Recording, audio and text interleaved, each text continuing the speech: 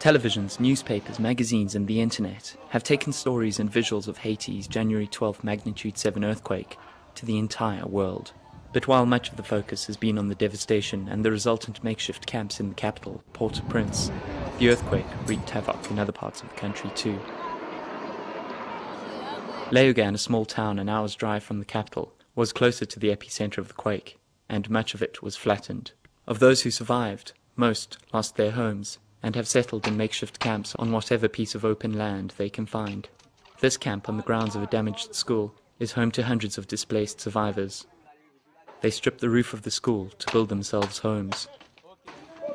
Pierre Fougy was a lawyer, but like everyone else in this camp, he lost everything in the quake, including family.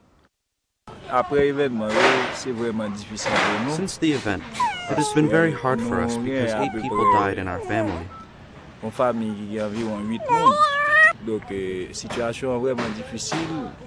situation is really difficult, especially with the small one, and now the rain is threatening, and we can't protect ourselves because we live in tents.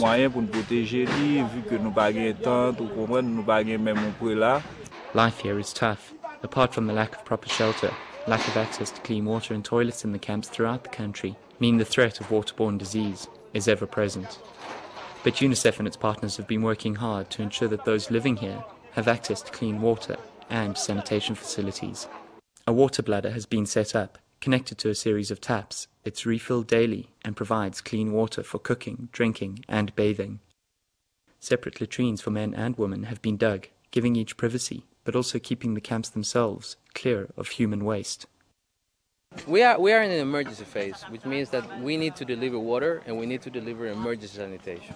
You have a big likelihood of spreading of diarrheal diseases. That's why it's very important, the latrines, from a point of view of a health situation, but also to try to give them back what they had, even if the settings are not the optimal ones, but it's a need. Sanitation is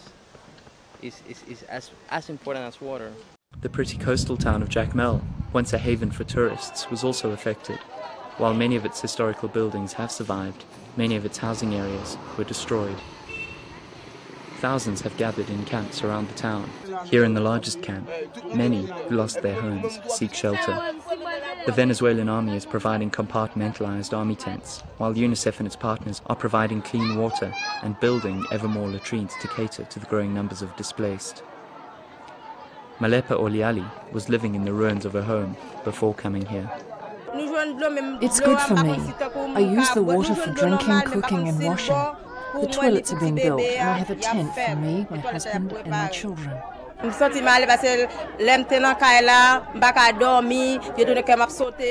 came here I was afraid. I thought there would be another earthquake. While those affected by the earthquake throughout Haiti attempt to rebuild their lives, UNICEF and its partners are doing all they can to ensure that every one of them is able to live as normal a life as possible in the most abnormal circumstances. And in delivering clean water and latrines, they are ensuring that those who survive the quake survive its aftermath.